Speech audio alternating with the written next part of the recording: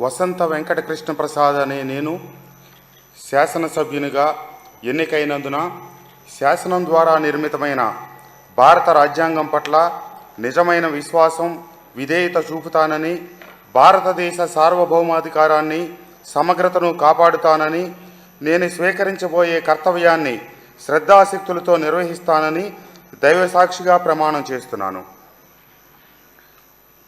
ఆంధ్రప్రదేశ్ శాసనసభ సభ్యుడినైన వసంత వెంకట కృష్ణ ప్రసాద్ అనే నేను సభా నియమాలకు కట్టుబడి ఉంటానని, వాటిని అనుసరిస్తానని, సభా మర్యాదలను పాటిస్తానని, సాంప్రదాయాలను గౌరవిస్తానని దైవసాక్షిగా ప్రమాణం చేస్తున్నాను.